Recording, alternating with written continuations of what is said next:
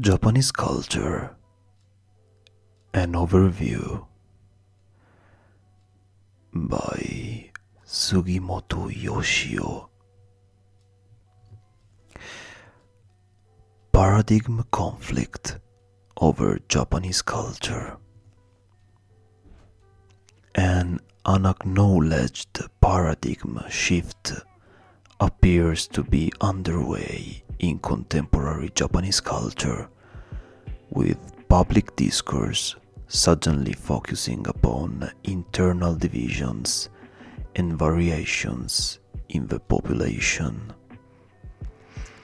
At the beginning of the 21st century, the nation has observed a dramatic shift in its characterization from a unique and homogeneous society to one of domestic diversity, class differentiation, and other multidimensional forms.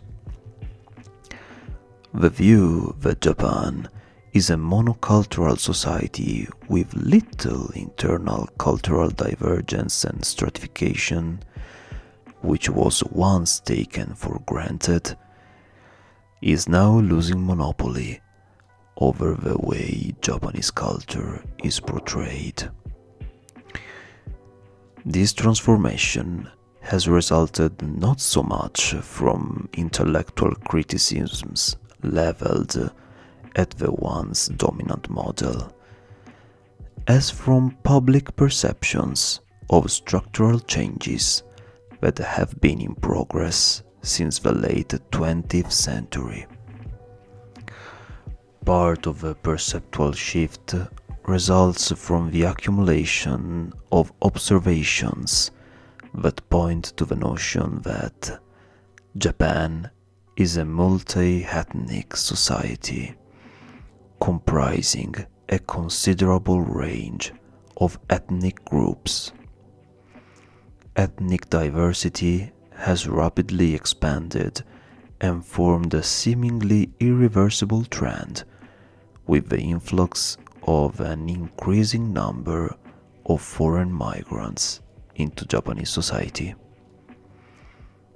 As of 2008, their officially documented numbers exceed 2 million, approximately 2% of the total population. Some 6% of new marriages in Japan today are between Japanese and non-Japanese nationals. Further, the increase in activities and movements of minority groups such as Korean residents and the indigenous Ainu have contributed to the articulation of the image of a multi-ethnic Japan. The upsurge of ethnic consciousness around the world has also sharpened the focus on ethnic diversity in Japan.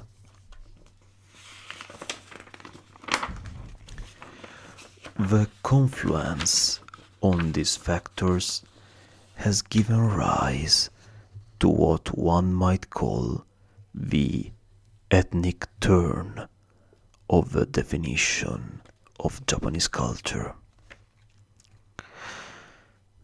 The second abrupt transformation of public perceptions concerns the way in which Japan's class structure is defined.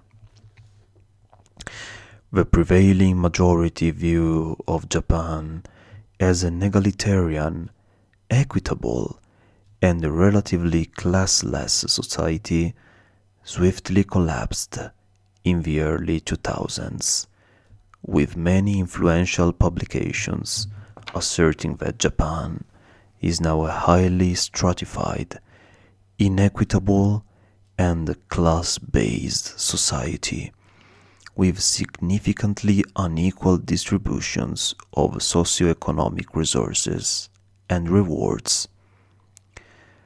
The label Kakusa Shakai, disparate society or socially divided society, is now frequently attached to Japanese society. The rise of such discourse reflects the growing splits in the labor force between the privileged minority of full-time regular employees with occupational security and the deprived majority of part-timers, casuals and day laborers with little job protection. Though applicable to only a quarter of the workforce at its peak, the three treasures of Japan's corporate culture, lifetime employment, seniority-based wage structure, and enterprise unionism, which once were celebrated as the cornerstone of Japan's rise to economic superpower status, are now under threat. Organized labor based mainly on the advantaged sector trends to prioritize its own interests at the expense of temporary, irregular, and outsourced workers. In this milieu, the image that Japan is a society of sharp class distinction has taken root and will not easily fade away. Not only have occupational classes received serious public attention, but regional, gender-based, generational, and other forms of inequality are also under the spotlight. The growing economic gap between urban and rural areas, between the relatively prosperous metropolitan centers and the underperforming periphery in particular, has exasperated the electorates in the countryside and generated inter-prefectural political confrontation. The discrepancy between the facade of gender equality and the reality of discrimination against women is increasingly obvious. The twin trends of the decline in birth rate and the prolongation of life expectancy have led to a pension crisis involving a long-term public debate over the extent to which the younger generation in the workforce should support the older generation after retirement.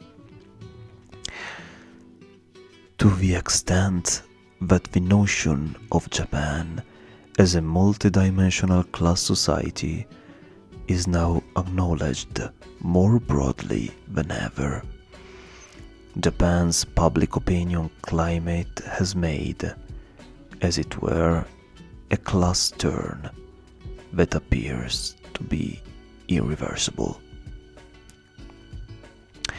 Once Japan is defined as a multi-ethnic and multi-class society, Japanese culture emerges as a mosaic of diverse beliefs, practices, artifacts, and symbols produced and consumed by ethnic and class groups with different levels of access to privilege, power, and prestige.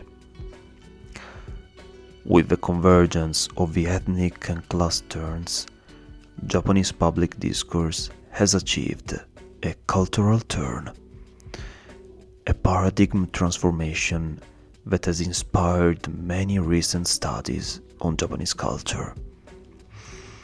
The present volume reflects the new framework, the multicultural model of Japanese society, and highlights the way in which Japanese culture is diversified and stratified along class, regional, generational, and gender lines, among others.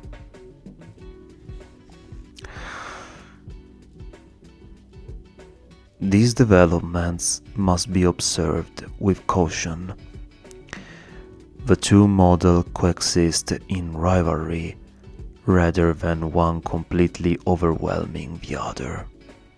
The monocultural model is still firmly entrenched and thriving in some parts of the social science community in Japan.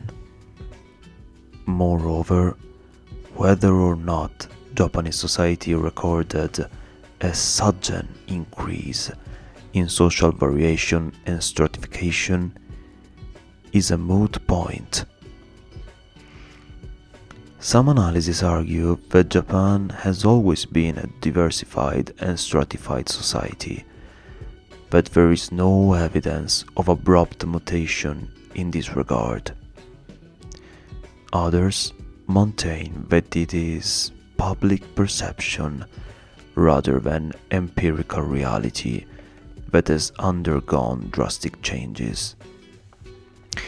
Either way, the Japanese perception of Japanese culture has lost the stability that it enjoyed during the heyday of monoculturalism a few decades ago.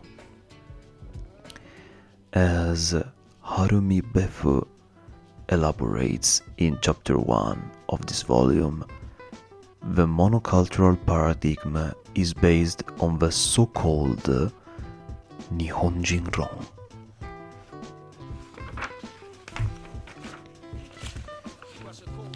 The theories on the Japanese, which have attracted a large audience captivated by portrayals of Japan and the Japanese as being exceptionally unique and fundamentally different from Western societies and Westerners.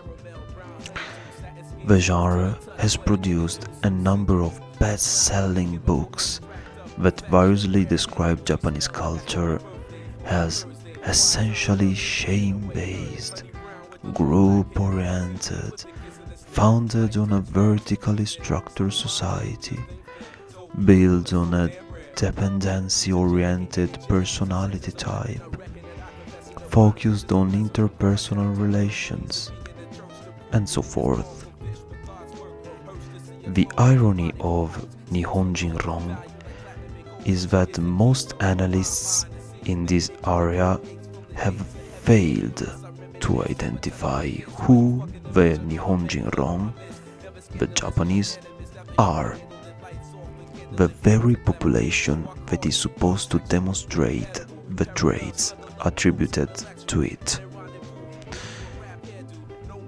A few key examples will demonstrate the point.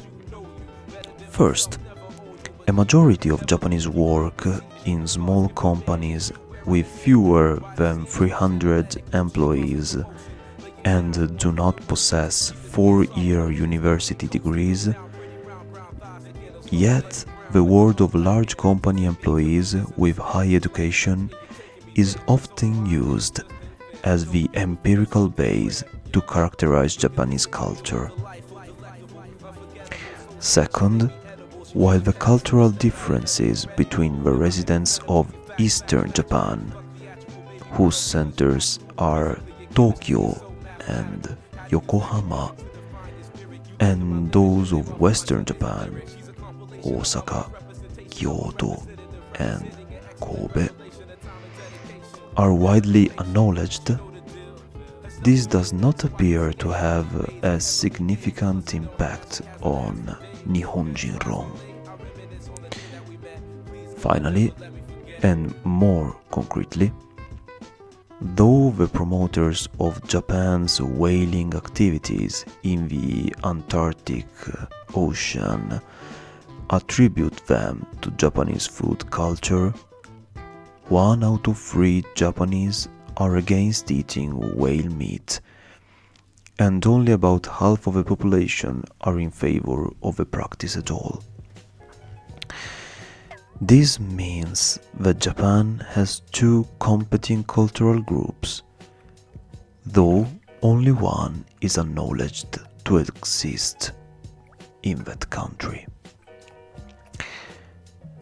Given that Japanese culture is what the Japanese produce and consume, but who the Japanese are ought to be spelled out prior to the examination of the qualities of Japanese culture. The formulation of the Japanese necessarily precedes that the formulation of the Japanese necessarily precedes that of Japanese culture. To put it technically, the definition of the Japanese is the independent variable, that of Japanese culture, the dependent.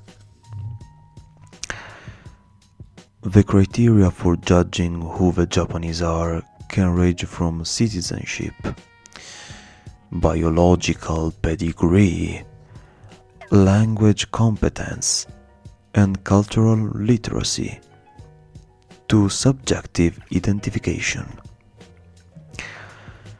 We can use a restrictive and exclusive yardstick and define the Japanese, for instance, as only those persons who possess Japanese passports, have Japanese blood, and are native speakers of the Japanese language. Using a more liberal and inclusive benchmark, we can designate as Japanese those individuals possessing at least one of these attributes. It is possible to identify a middle position between the two frameworks, where certain attributes, for instance, citizenship and pedigree, are seen as indispensable criteria for someone to be classified as Japanese. In a nutshell, there are two rival frameworks governing the way the relationship between the Japanese and Japanese culture is defined. The deductive approach, in which Japanese culture is defined a priori, and the Japanese are those who embodied it, and the inductive approach, which assumes that there are a variety of Japanese who generate various kinds of culture, with the demographic base of each cultural formation being a crucial factor. Within the latter framework, on which this book is based, cultural demography constitutes a key field of linkage between cultural agents and cultural goods. Japan's culture is multiple, not singular, and comprises a variety of orientations, practices, and artifacts developed by manifold demographic groups. For example, the socioeconomic differences between older and younger Japanese condition their cultural distinctions. The culture of company executives and that of temporary blue-collar workers differ because of their class basis. Kitagawa Junko, author of Chapter 14, is explicit in identifying the demographic foundations of Japan's music culture. In Chapter 13, Craig Norris presents the demographic underpinnings of consumers of various types of manga cartoons. These cultural variations suggest that no one can claim to be totally culturally literate about Japanese culture.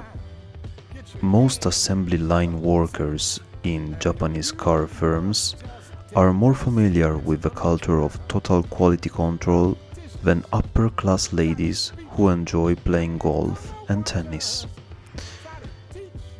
Tokyotis who cannot speak any local dialect would be less knowledgeable about Japan's linguistic culture than many Japanese who can handle both the so-called standard Japanese language and their own regional vernacular, as Hugh Clarke's Chapter 3 implies. Since Japanese culture is a problematic construct rather than a given reality, it should not be taken to refer to any bounded entity. Instead of a short summary of each chapter of this volume, the ensuing discussion presents a brief schematic sketch of 3 dimensions. 1. A few unresolved debates over concept and theory formation in studies of modern Japanese culture. 2. The 2 dominant forces, the state and the market, that shape the realm of Japanese culture. And 3. How various demographic groups consume Japanese culture in response to these 2 constraints. In short, this volume considers both the conceptual and theoretical issues of Japan's modern culture and the substantive configurations of its shapers and consumers, recognizing that modern Japanese culture is not only diverse and hybrid, but also subject to constraints that are global and internal, material and immaterial, socioeconomic and geopolitical. In this sense, we will not move away from class to culture, but attempt to sharpen our focus.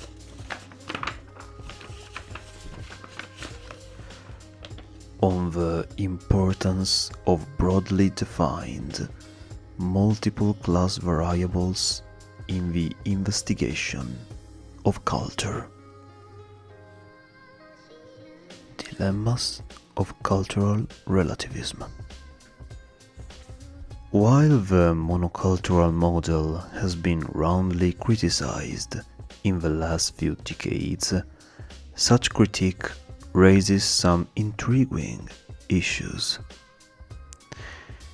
In particular, questions about the extent to which the culture of each individual ethnic minority group within Japanese society tends to be constructed as a uniform entity in a monocultural way.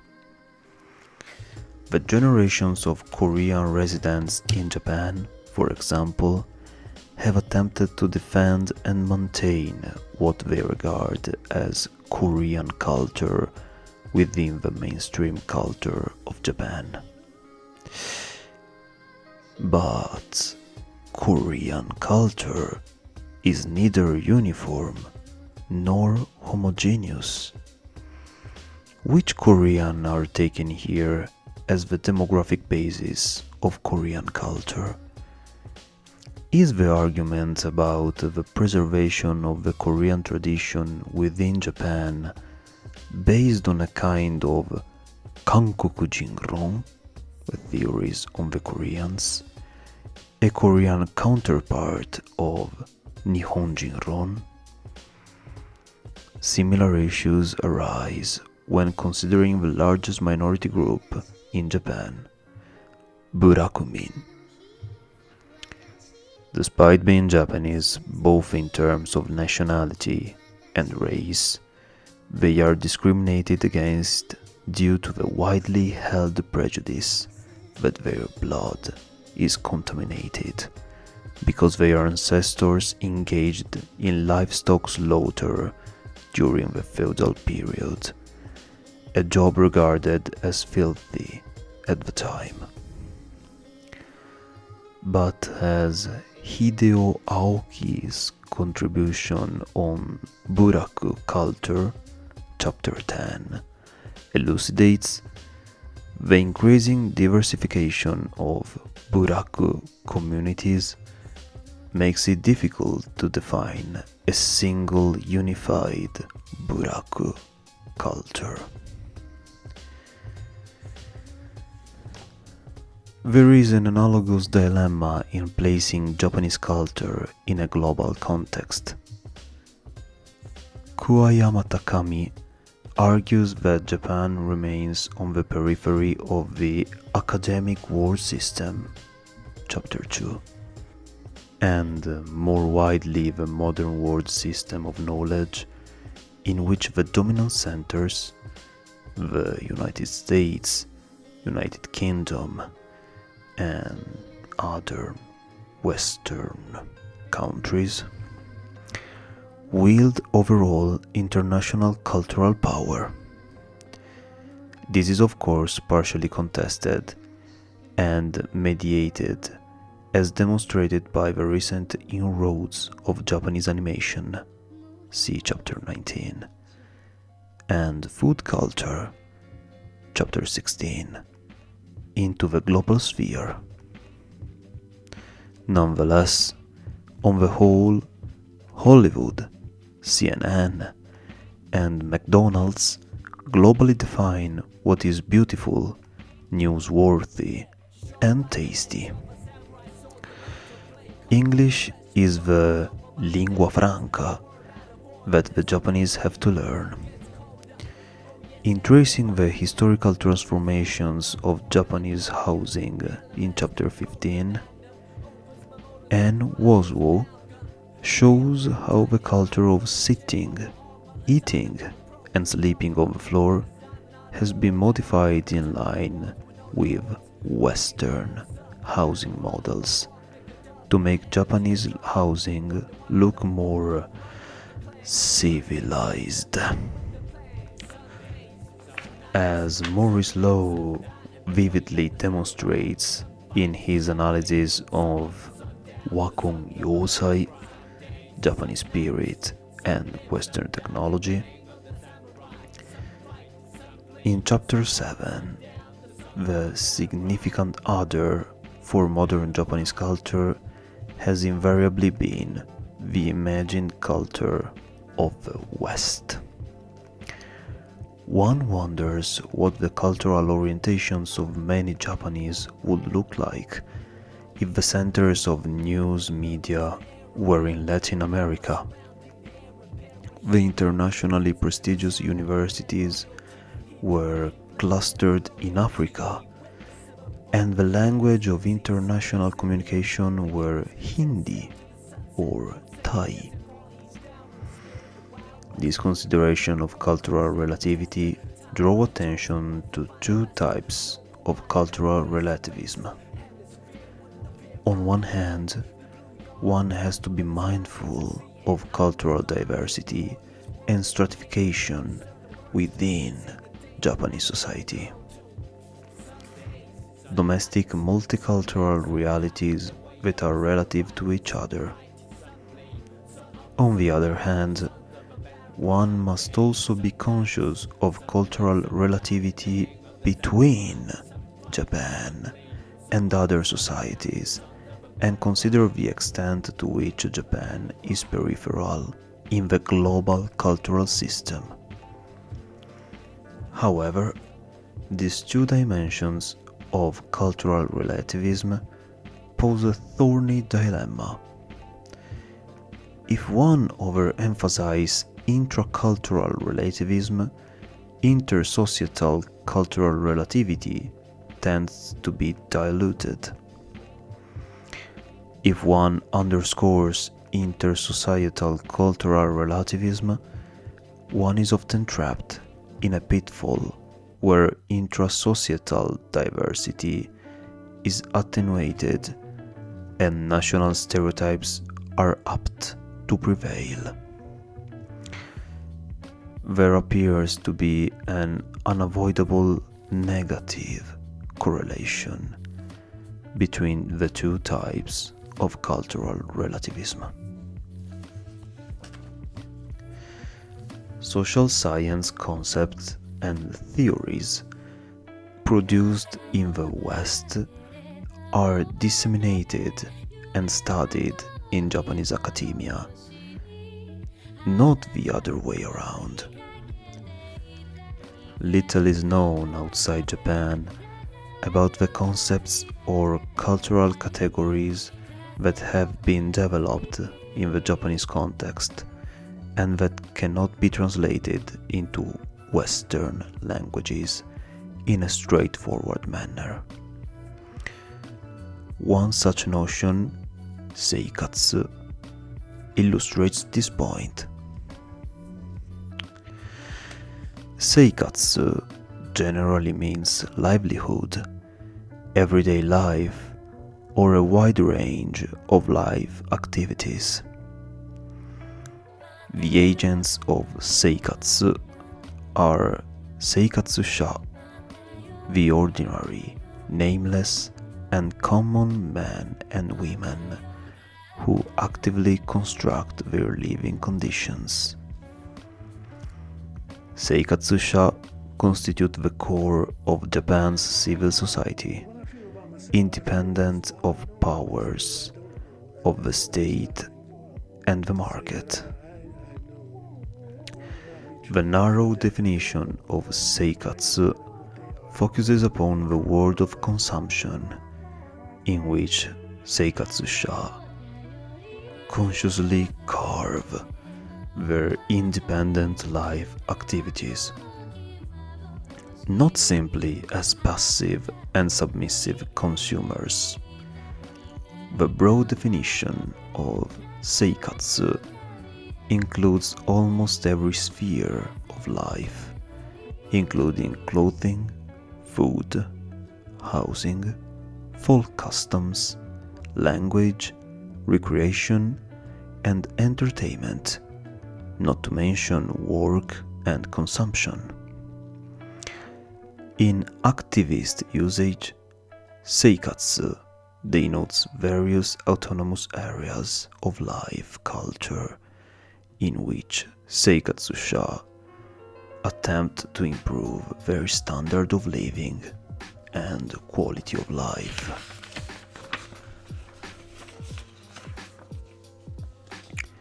By developing lifestyles that counter the forces of capitalist consumerism and government regulation.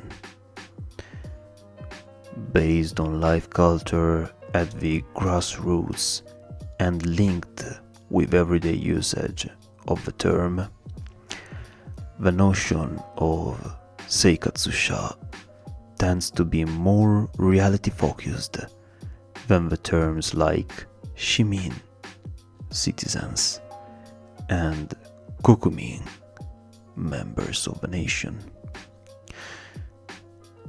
In the world of social movements, Japan has had strong reformist organizations as the networks of seikatsu kyodo kumiai, literally everyday life cooperative associations. In social sciences, the discipline of seikatsugaku, lifeology, occupies an area of interdisciplinary study.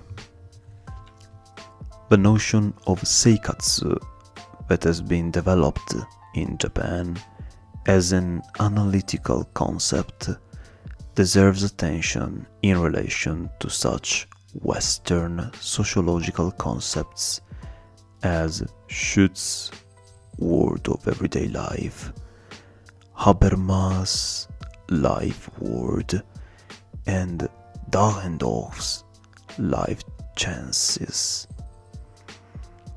In its ambiguity and inclusiveness, the concept of seikatsu intersects and overlaps with that of culture too. Many chapters of the present volume draw inspiration from the Japanese studies of seikatsu and seikatsu-sha, though without explicitly referring to them. In chapter 12, for example, Sepp Linard refers to Japan's recent national policy to strive to be Seikatsu Taikoku, a lifestyle superpower, while in chapter 16, Ishige Naomichi derives much of his analysis of food culture from the work he has done in the above-mentioned field of Seikatsugaku. Further, Okano's chapter on school culture, chapter 5, details aspects of Gakkou Seikatsu, the school life. There are many other cultural categories that require attention not only for the interpretation of Japanese culture, but also as tools of comparative analysis.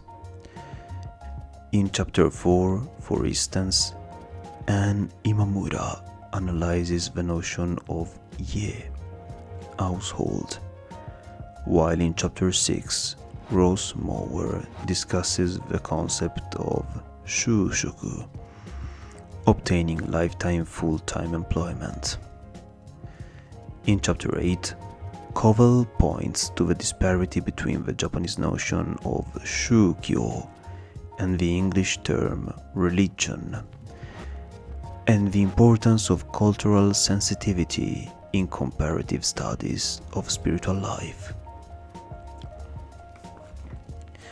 These conceptual concerns stem from Japan's perceived duality in the international community as an economic center and technological superpower, yet as culturally peripheral and a part of Asia.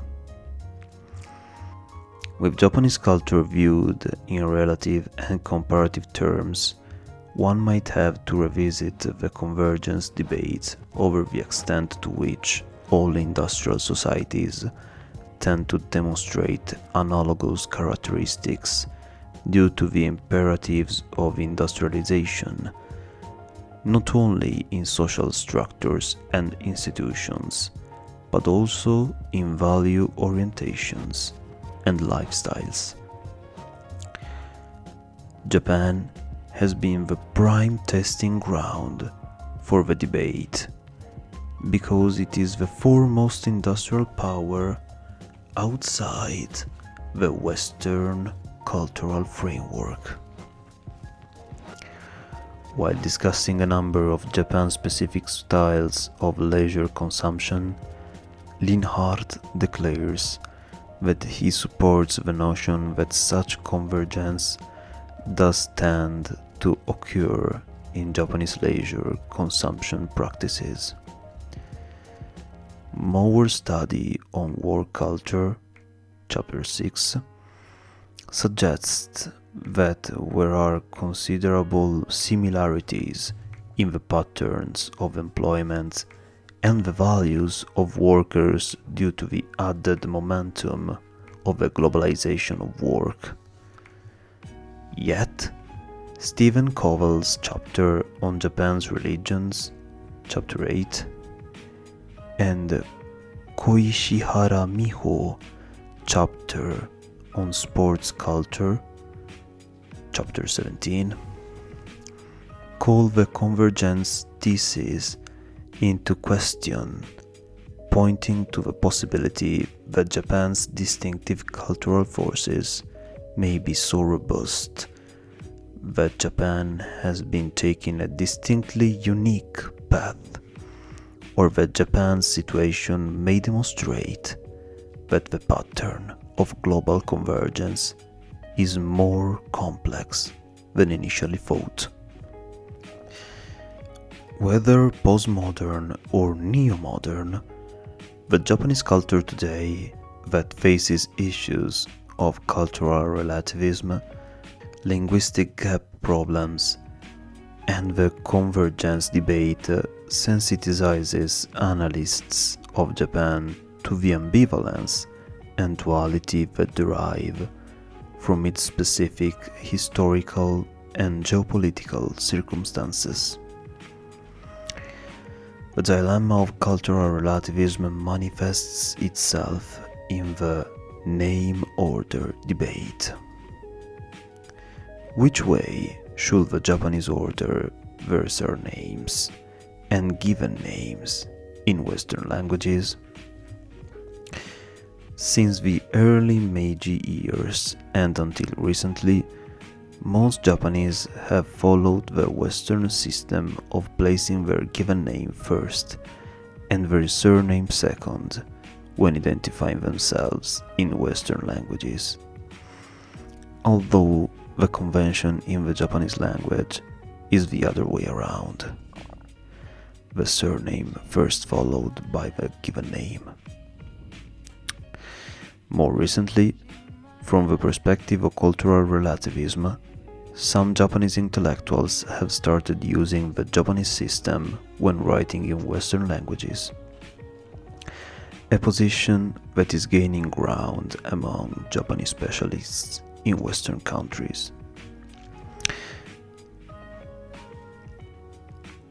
I beg your pardon, I'm the reader.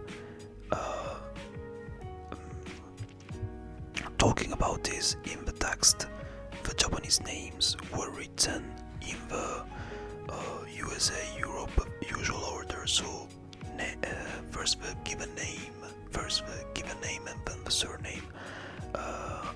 In the case of Japanese people, I swapped it the other way around in the classical Japanese order. I hope that the writer of this text, which is a Japanese person themselves, I hope to have not offended your choice. As a European person myself, I just thought it would be more respectful and correct. Anyway, I beg your pardon again, and I'll start reading again.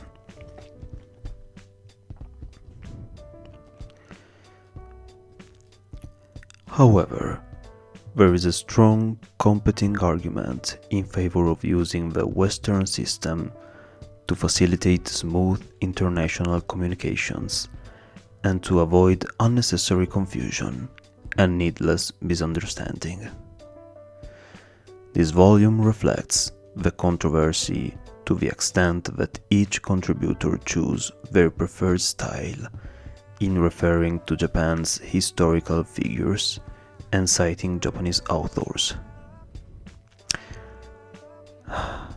We exercised no editorial control over this matter, though the contributor's name order at the beginning of each chapter follows the given name-surname sequence to avoid confusion in citations. When uncertain, readers are requested to refer to the bibliography and the index at the end of the book. Though ostensibly trivial, this issue reflects Japan's dual identity in international communication media in a concrete and tangible fashion.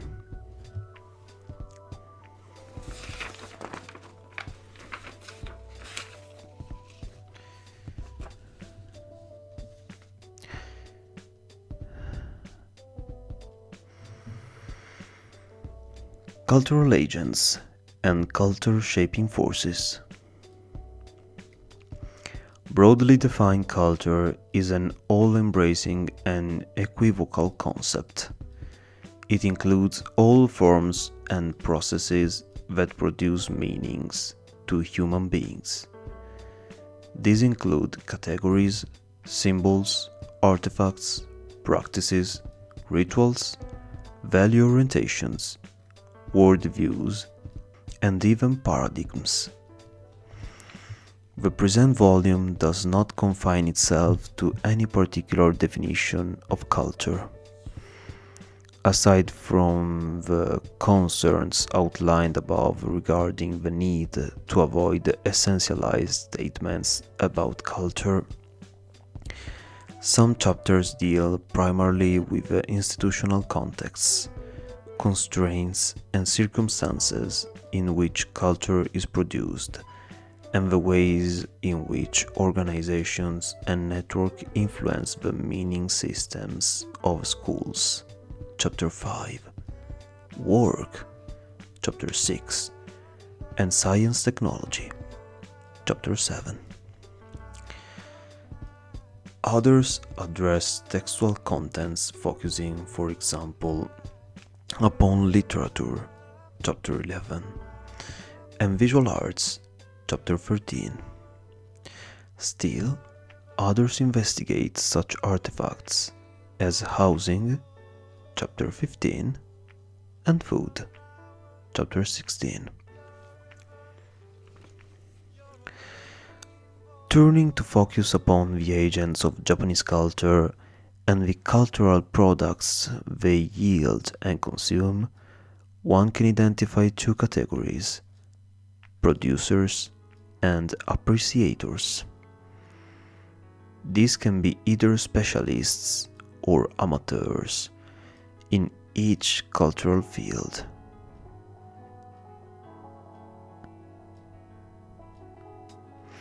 These considerations pinpoint four types of Japanese culture. In elite culture, both producers and appreciators are specialists. Cases in point would include Japanese tea ceremony, flower arrangement, no play, koto, symphonies, operas, museum exhibitions, and calligraphy, in which consumers, listeners, or viewers are well versed and share the relevant knowledge with the performers. Mass culture represents the sort in which specialists present their products to an amateur audience who are not expected to have a professional understanding of these products and the processes involved in their production. Movies, animation, manga, most literature, TV shows, popular songs, fashion, and advertisements would all fall into this category. The type of culture in which the amateur public create messages to be received by professional cultural producers may be called populist culture.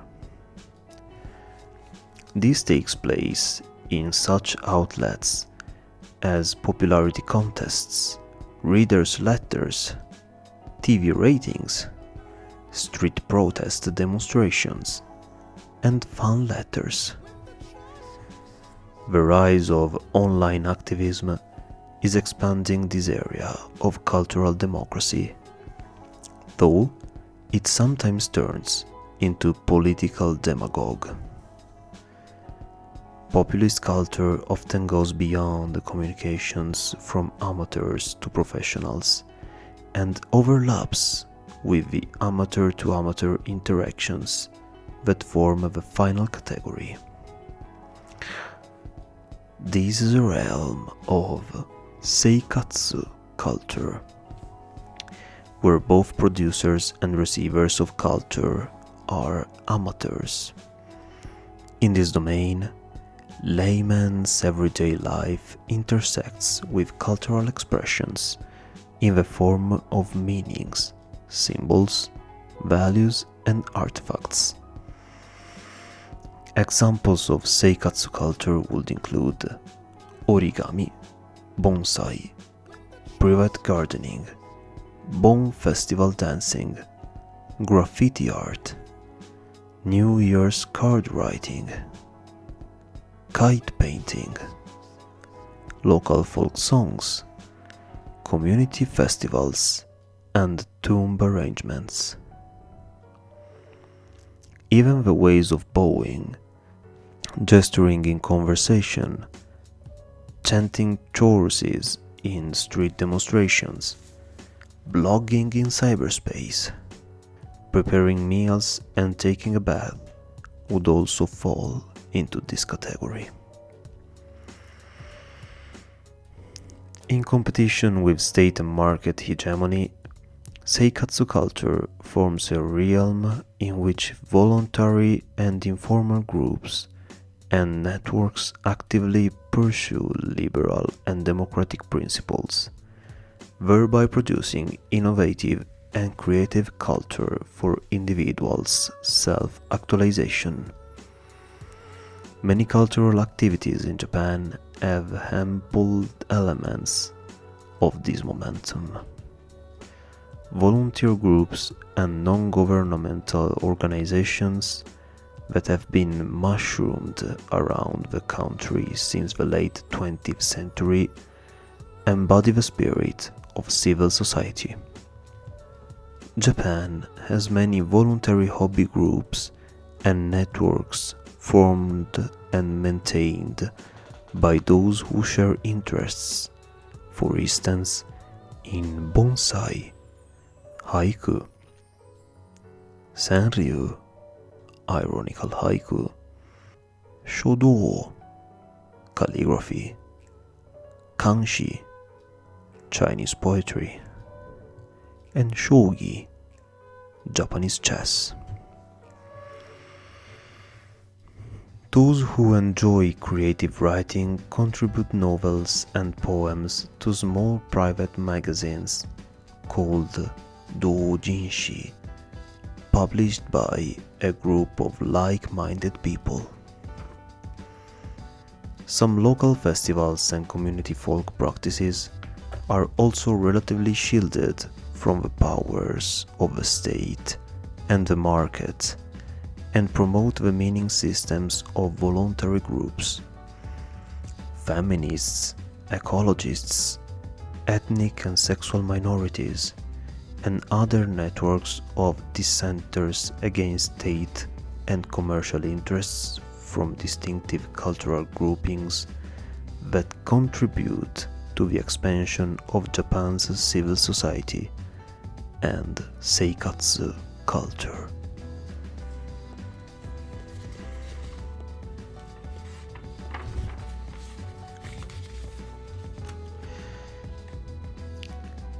Superimposed on these cultural spheres are the influences of the state and the market, the two dominant forces that shape the cultural orientation of the Japanese. This government machinery actively intervenes in the cultural realm to promote a national cohesion, while the business world uses the market consumption of culture as major profit-making opportunities. Meanwhile, some cultural pursuits spread without effective involvement of the state and the market, with civil society being the major driving force. Within this overall context, both the Japanese state and Japan's capitalist market are undergoing radical transformation. The state is adapting to the increasing variations within the nation, preserving its unity while accommodating diversity. At the same time, the market is shifting from industrial capitalism to cultural capitalism, where knowledge, information, and other cultural goods take the center stage. It is almost right to suggest that the power of the state manifests itself not only in governmental institutions, but also in the processes of classification and social interactions. Maps that show Japan's national boundaries as being made up of an archipelago of 47 prefectures are based upon categories formulated by the Japanese state. It organizes, controls, and manipulates symbols, knowledge, information, and the other immaterial forms, including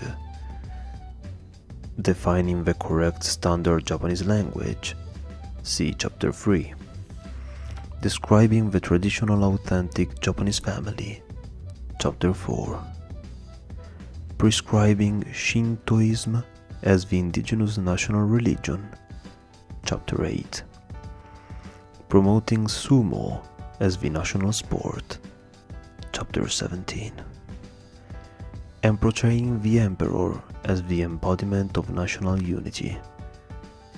The list of concrete instances would be virtually endless. The state machinery that engages specifically in fostering what is regarded as Japan's national culture includes the Ministry of Education, Culture, Sports and Science and Technology, the Agency of Cultural Affairs, the Japan Art Academy, the National Institute for Japanese Language, the Japan Foundation, and many others. The state screens the contents of school textbooks and curricula, defines the national treasures, ranks tourist spots, controls the official Japanese language, and confers decorations on eminent individuals every spring and autumn. Again, a comprehensive list would be almost endless.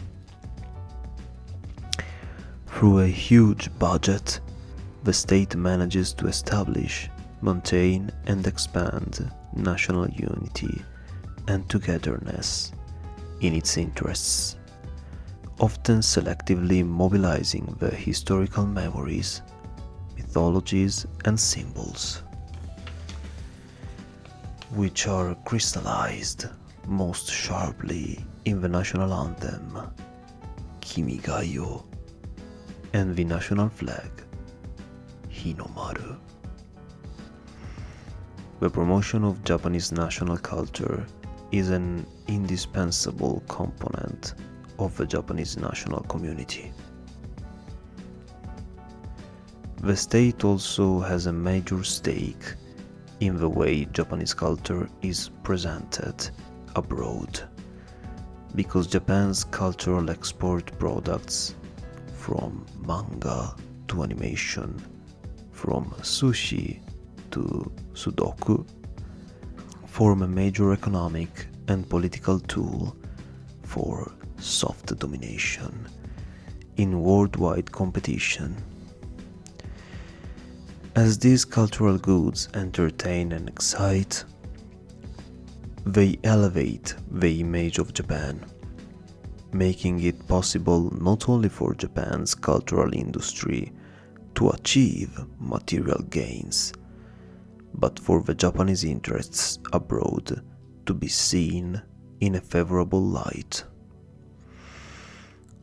With the enactment of the Basic Law of Intellectual Properties in 2002, the government regards the foundation of a national based on highly marketable cultural commodities as its strategy to enhance the nation's position in the international hierarchy.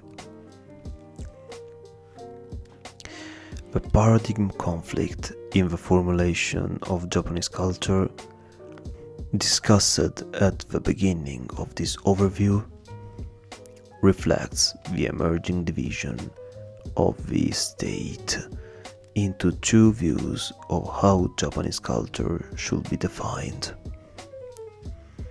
The first is based on Japan's conventional political economy, dominated by the leadership and intervention of the state bureaucracy. This group represents the ancient cultural regime, so to speak, that presses for the adoration of a nation's unique history, the maintenance of lifetime employment, and seniority pays wage structures in the corporate world, the preservation of gender role differences, the expansion of Japanese traditional family values, discipline and order in school life, and the extension of state-led nationhood through the country. The second view is a product of the increased globalization of Japan's economy and technology, and shares the values of deregulation and privatization, seeking less state involvement and more private sector initiatives in business affairs.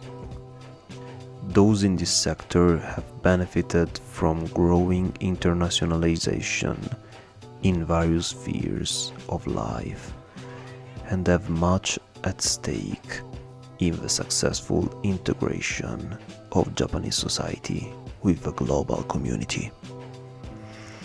An increasing number of politicians, high-ranking bureaucrats, and business leaders either enthusiastically or reluctantly accept the possibility that it will be more cost-effective and less conflicting to manage the nation on the assumption that it is fraught with internal variation and class competition. The growth of this group in Japan's political establishment indicates that the Japanese nation state is now in the process of cultural adaptation in the face of globalization and other shifting circumstances, a form of defense rather than collapse.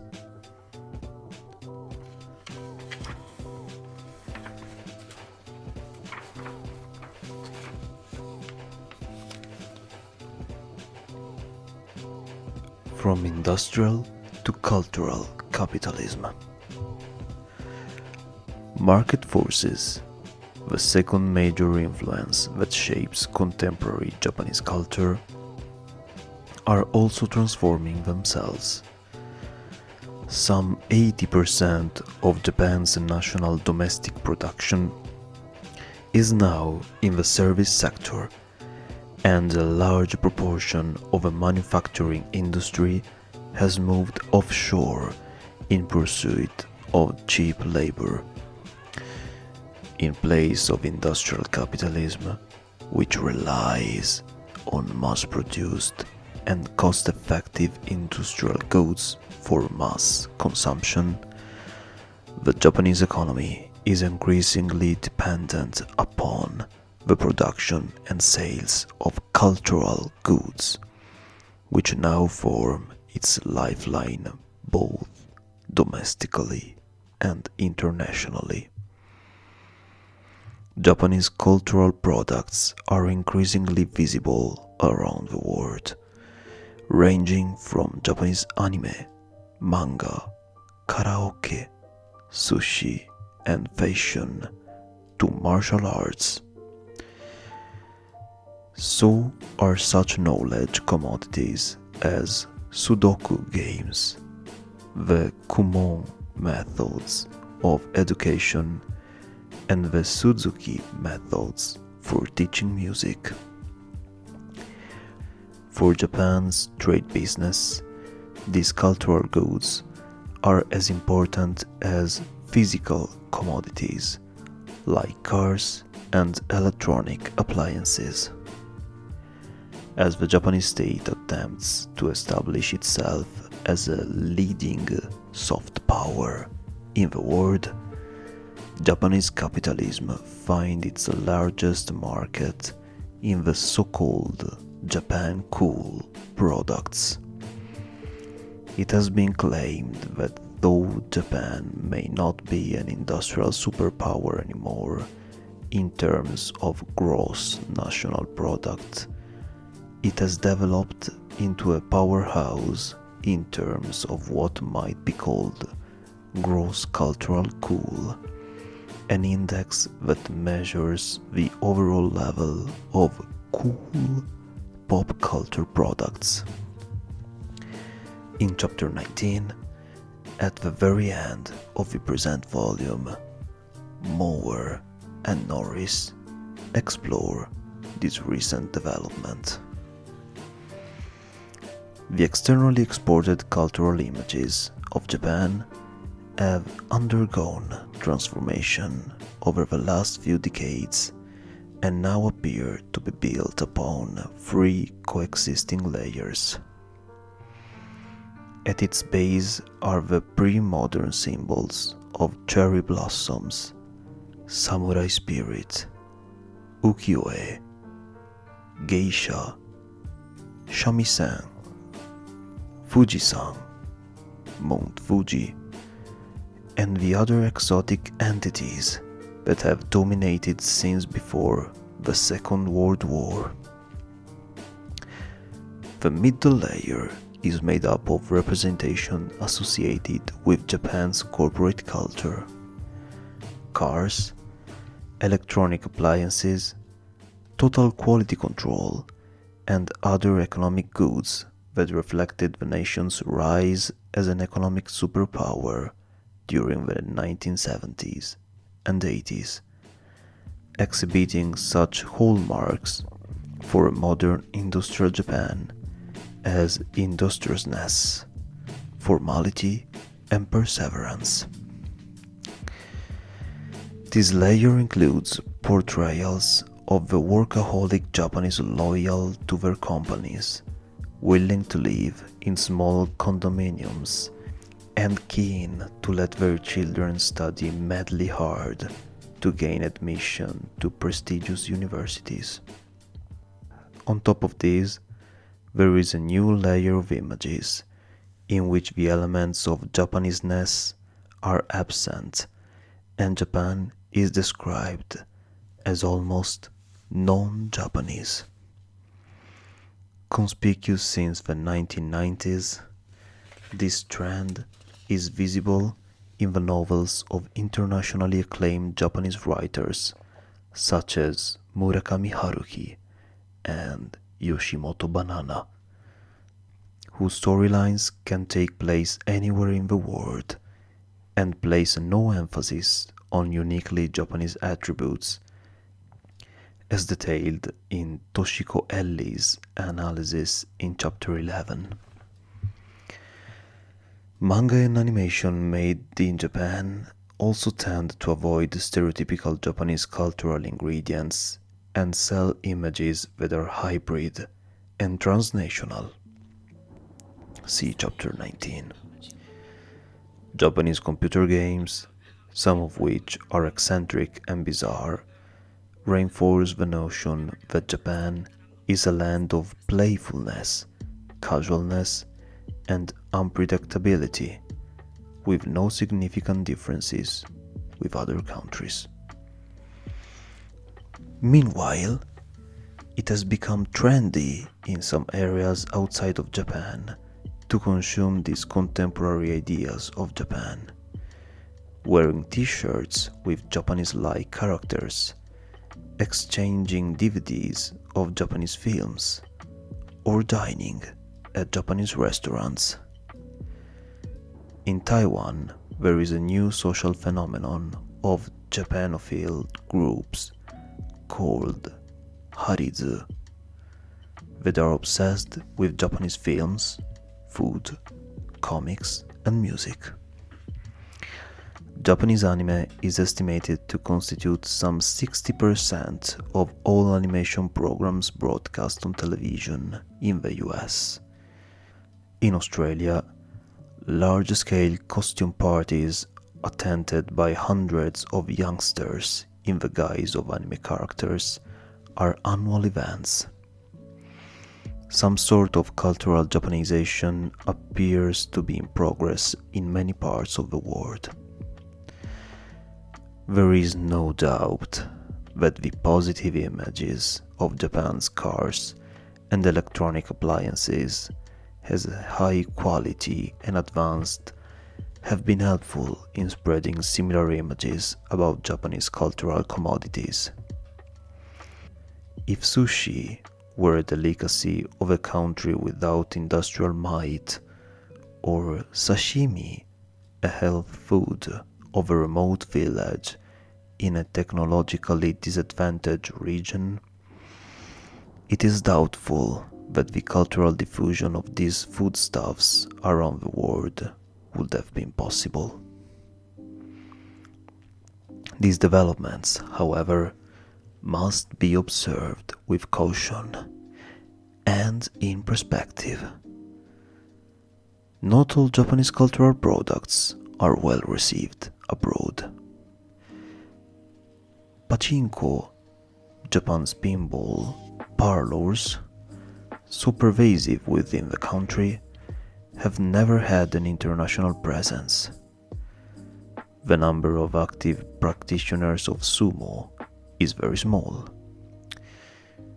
Natto, fermented sticky soybeans, which enjoy a large market within Japan, have never been popular in Japanese restaurants overseas.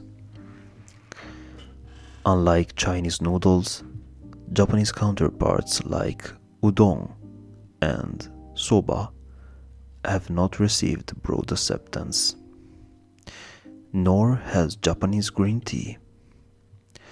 The thought of eating whale meat, though a delicacy to many Japanese, will sicken many Westerners. Some Japanese manga, particularly of a violent and sexist nature, have triggered a great deal of antipathy. With these reservations, however, the value-added cultural goods made in Japan now form both the domestic and international phases of Japanese culture.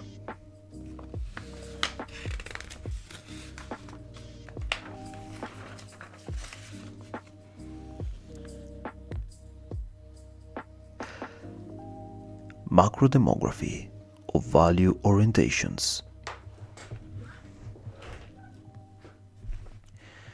Value orientations are at the heart of culture, and the values of various groups in Japan are shaped in response to the two most powerful forces, the market and the state.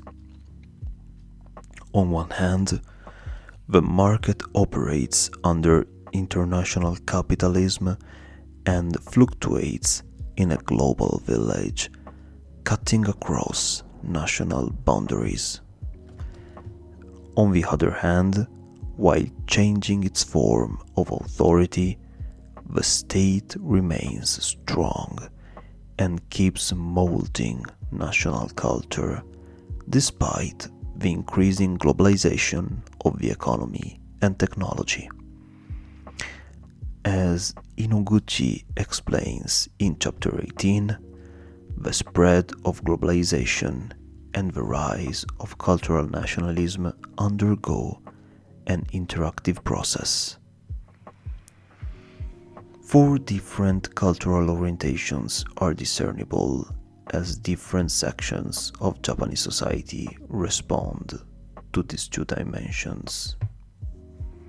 The first dimension concerns the extent to which a given group accepts or rejects the penetration of global, multinational market forces into their domestic environment, be they the influences of industrial or cultural capitalist nature. The second dimension relates to the extent to which a given group accepts or rejects national unity under the state apparatus, whether such unity is achieved through the ideology of homogeneity or diversity. Crisscrossing these two dimensions, we can demonstrate four rival orientations that prevail in different sectors of Japan. 1. Cosmopolitans, who regard the process of globalization as civilizing and the erosion of both the state and nationhood as desirable. 2. Multiculturalists, who accept Japan's multicultural reality and promote interactions and intercommunications with other nation-states while defending domestic national unity and state-based integration. 3. Monoculturalists, who advocate a strong state and the essence of Japaneseness and criticize international market capitalism as Americanization and Westernization. And 4. Communitarians, who see the penetration of the global market into the community as destructive, while favoring the reduction of state control and the disintegration of national identity. These four competing views are ideal types and distributed unevenly among different socioeconomic groups. As in other developed countries, cosmopolitans abound in the sectors that have reaped the benefits of globalization. High-ranking employees of Japan's multinational enterprises travel the world and often, for a short period, become business expatriates in foreign countries and thereby acquire a global market-oriented perspective that rejoices in consumerism and detests the interventions of national government agencies and officials. These cosmopolitans are generally well educated, enjoy high incomes, and communicate well in English. Some have extravagant lifestyles at home and abroad, and engage in fraternal conversations with their overseas counterparts, with whom they share analogous educational backgrounds and similar hobbies such as golf and tennis. Cosmopolitans promote global arrangements designed to weaken the control of national bureaucrats over the affair of sovereign states. Those in the IT industry and in import and export businesses also tend to develop this type of value orientation because of their daily exposure to the world beyond their national boundaries. As Ellis describes in chapter 11, many contemporary Japanese novelists have little Japanese consciousness and are distinctly cosmopolitan. Multiculturalists differ from cosmopolitans in defending, sometimes even wishing to expand, the integrative power of the state and Japan's sense of national unity. They do this, however, while accepting the necessity for Japan to increase cross-border economic transactions and cross-cultural interactions more generally. On this basis, the Japanese parliament classified the Ainu in 2008 as the indigenous people of Japan for the first time, a position which it had rejected for a long time.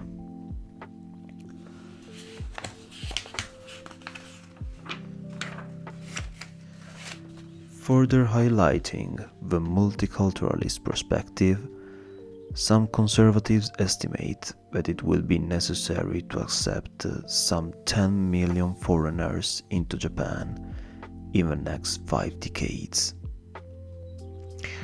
This paradigm of multiculturalism differs from that of the globalization promoted by cosmopolitans, in that it envisions a future in which mutually exclusive and internally cohesive nation states interact with each other.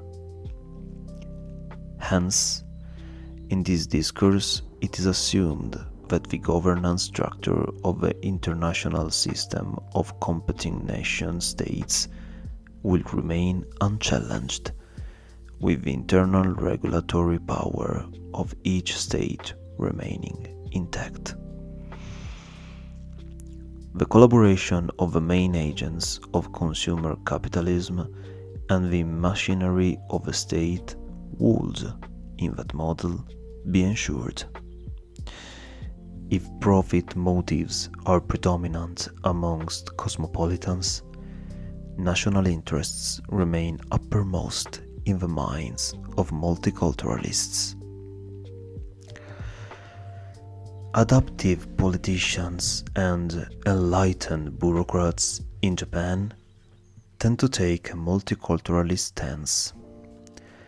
As the guardians of the Japanese nation state, they seek to adjust the state structure in response to changing external economic circumstances without undermining their governing control over it. The enlightened urban middle class, employed mainly by large corporations, also tend to adopt the multiculturalist position. They are all too aware that Japan's economy is firmly intertwined with the outside world, a situation that requires smooth international relations. Even so, their lives are so intricately connected with the national systems of employment, welfare, education, and taxation that they never dream of abandoning their commitment to Japan's nationhood. Monocultural sentiments, analyzed in some detail by Befu in Chapter 1, are most prevalent among the agricultural and small independent business sectors, both of which find it necessary to safeguard their vested interests against the penetration of international market forces. In one public opinion survey after another, farmers and self-employed small business people demonstrate strong nationalist leaning of this type. Like their counterparts elsewhere, Japanese farmers and their families feel vulnerable to changes in production costs of agricultural produce, meat products, dairy commodities, and other cost-competitive imports. Obviously, it is in the interests of these farmers for the Japanese government to adopt protectionist policies, to provide them with farm subsidies, and to further raise import taxes on agricultural goods. For small self-supporting businesses, globalization represents the threat of multinationals and big business organizations making inroads into and eventually taking over the limited markets that they serve. In Japan, small shop managers, subsidiary and subcontracting manufacturers, family business owners, and other small independent self-supporting proprietors have networks of self-protection. Shops at Shotengai, shopping streets, provide solid voting blocks of support for particular politicians and thereby exercise considerable political clout. Communitarians comprise a variety of community groups that have found themselves subjected to the adverse effects of global market forces, yet remain opposed to an expansion of government power. Many of these groups take part in what are broadly called citizens' movements, which are organized by individual volunteers concerned about specific issues in their local community. Such issues include environmental destruction, residential degradation, ethnic prejudice, gender discrimination, and many others that impact upon the everyday lives of citizens and the community level. These citizen groups emphasize quality of life, voluntary cooperation, and the spontaneity of grassroots activities. Okano suggests in Chapter 5 that there is a growing emphasis on multicultural education that is sensitive to ethnic and other dimensions of diversity. Inoguchi's empirical finding, Chapter 9, that the Japanese neither strongly identify themselves with nor trust their nation, appears to point to the possibility that civil society in Japan today might be much more pervasive than is widely believed.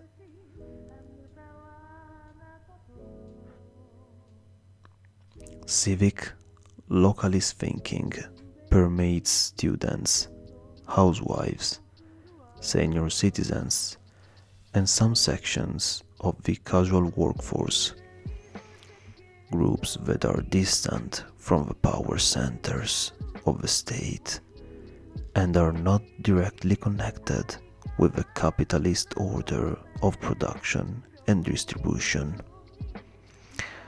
They tend to view the activities of both market-oriented companies and power-oriented state machineries as detrimental to human communities and natural environments alike. The tug of war between these cultural value orientations continues to escalate with the intensification of globalization within Japanese society. The changing socio-economic conditions and seikatsu of the competing groups involved will inevitably determine the shifting equilibrium of Japanese culture in the coming decades.